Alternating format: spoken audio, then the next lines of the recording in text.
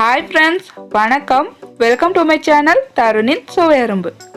இந்த வீடியோல பார்க்கிறதுக்கே ரொம்ப கலர்ஃபுல்லான சூப்பரான சேமியா உப்புமா ரெசிபி எப்படி செய்யலாம்னு பார்க்கலாம். சேமியா உப்புமாவை இந்த மாதிரி செஞ்சு கொடுத்தீங்கன்னா வீட்ல இருக்கிற அனைவருமே விரும்பி சாப்பிடுவாங்க. உங்களுக்கு பார்த்தாவே தெரியும் எவ்வளவு சூப்பரா கலர்ஃபுல்லா உதிரியா இருக்குன்னு பாருங்க.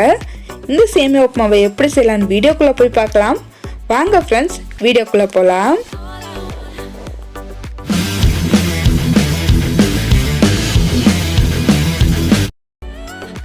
அடுப்புல பேன் வச்சிருக்கேன். பேன் ஹீட் ஆனதுமே 1 டீஸ்பூன் நெய் ஆட் பண்ணிக்கிறேன். நெய் கரைஞ்சதுமே 1.5 கப் அளவுக்கு சேமியாவை ஆட் பண்ணிக்கிறேன். சேமியாவை இந்த மாதிரி உடச்சி வச்சிருக்கேன். இந்த மாதிரி உடைச்சாதான் ஈஸியாக வறுபட்டு வரும். அதனால குட்டி குட்டியாக உடச்சி ஆட் பண்ணிக்கோங்க. உதிரியாகவும் வரும். இது கலர் சேஞ்ச் ஆகணுன்ற அவசியம் இல்லை. லைட்டாக ஹீட் ஆனாவே போதும். ஒரு 5 நிமிஷத்துக்கு மீடியம் ஃப்ளேமில் வச்சு வறுத்துக்கோங்க. கைவிடாமல் வறுத்துக்கோங்க. நீங்கள் கொஞ்ச நேரம் விட்டுட்டாலுமே அது கரிஞ்சு போயிடும். அதனால் கைவிடாமல் வறுத்துக்கோங்க. நல்ல மணம் வர வரைக்கும் வறுத்துக்கலாம்.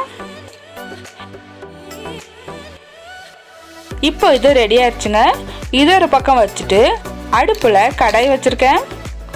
கடாய் ஹீட் ஆனதுமே 3 டேபிள் ஸ்பூன் எண்ணெய் ஊற்றிக்கிறேன். உப்புமாக்கு எப்போதுமே எண்ணெய் கொஞ்சம் கூடுதலாக இருந்தால் தான் ரொம்ப நல்லா வரும், உதிரியாகவும் வரும். எண்ணெய் ஹீட் ஆனதுக்கப்புறமா 1 டீஸ்பூன் கடுகு ஆட் பண்ணிக்கிறேன். 1 டீஸ்பூன் உளுந்து, 1 டீஸ்பூன் கடலைப்பருப்பு ஆட் பண்ணிக்கிறேன். கடலைப்பருப்பு ஆட் பண்ணதுக்கப்புறமா ஒரு 6லேருந்து 7 போல் முந்திரி பருப்பு ஆட் பண்ணிக்கிறேன். இதெல்லாம் ஆட் பண்ணதுக்கப்புறமா லைட்டாக கோல்டன் ப்ரௌனாக வர்ற வரைக்கும் வதக்கிக்கிறேன். இப்போ இது கோல்டன் ப்ரௌனாக ஆயிடுச்சுங்க. இந்த ஸ்டேஜில் 1 டீஸ்பூன் அளவுக்கு பொடியாக நறுக்குன இஞ்சி ஆட் பண்ணிக்கிறேன். 3 பச்சை மிளகாவை 2ஆக கட் பண்ணி அதையும் ஆட் பண்ணிக்கிறேன்.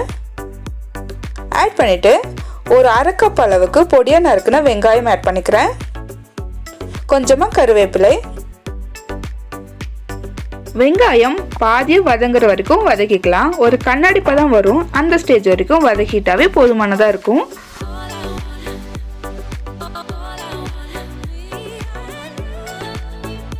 வெங்காயம் பாதியாக வதங்கிருச்சுங்க. இந்த ஸ்டேஜில் தக்காளி ஆட் பண்ணிக்கலாம். பொடியாக நறுக்குனா தக்காளி ஆட் பண்ணிக்கிறேன். இது ஒரு 2 தக்காளி 1/2 கப் அளவுக்கு இருக்குங்க. தக்காளி ஆட் பண்ணதுக்கு அப்புறமா ஒரு டைம் கலந்து விட்டுடலாம். கலந்து விட்டுட்டு 1 டீஸ்பூன் அளவுக்கு உப்பு ஆட் பண்ணிக்கிறேன். உங்கள் சுவைக்கு ஏற்றவாறு ஆட் பண்ணிக்கலாம். ஒரு 1/4 டீஸ்பூன் மஞ்சள் தூள், ஒரு 1/2 டீஸ்பூன் மிளகாய் தூள், 1/2 டீஸ்பூன் கரம் மசாலா. நான் இதில் 1/2 டீஸ்பூன் காஷ்மீரி மிளகாய் தூள் ஆட் பண்ணியிருக்கேன் கலருக்காக. உங்கள்கிட்ட காஷ்மீரி மிளகாய் தூள் இல்லைன்னா வீட்டில் சமையலுக்கு பயன்படுத்துகிற மிளகாய் தூளை யூஸ் பண்ணிக்கோங்க. இதெல்லாம் ஆட் பண்ணதுக்கப்புறமா தக்காளி நல்லா மசிஞ்சு வேகிற வரைக்கும் நல்லா வதக்கி விட்டுடலாம். தக்காளியை நல்லா மசிச்சு விட்டு வேக வைக்கிறது தாங்க டேஸ்டே இருக்குது. இது முழுசாக குக் ஆகணும். அப்போ தான் சூப்பராக இருக்கும். இங்கே பார்த்தீங்கன்னா உங்களுக்கு தெரியும் எண்ணெய் எப்படி பிரிஞ்சு வந்திருக்குன்னு. இந்த ஸ்டேஜ் வரைக்கும் நம்ம வேக வச்சுக்கலாம். தக்காளி நல்லா மசிஞ்சிருச்சுங்க.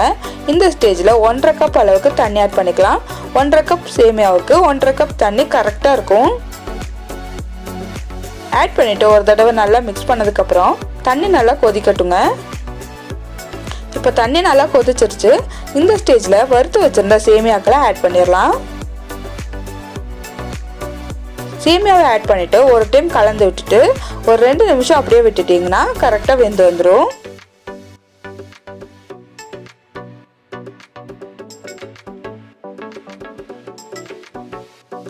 தண்ணி எல்லாம் நல்லா வத்திருச்சுங்க. இந்த ஸ்டேஜில் ஒரு டைம் நல்லா கலந்து விட்டுறேன். கடைசியாக பொடியாக நறுக்குனா கொத்தமல்லி இலை தூவி இறக்குனா சூப்பரான தக்காளி சேமியா ரெடி ஆயிடுச்சுங்க.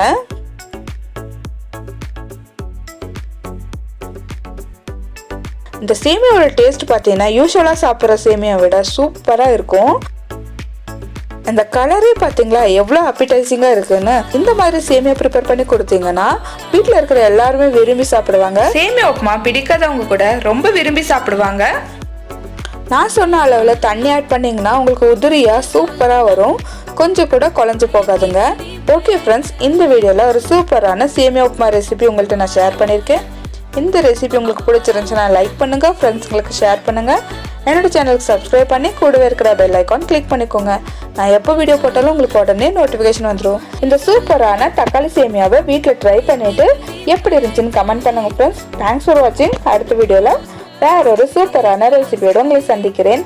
அது வரைக்கும் பாய், டேக் கேர்.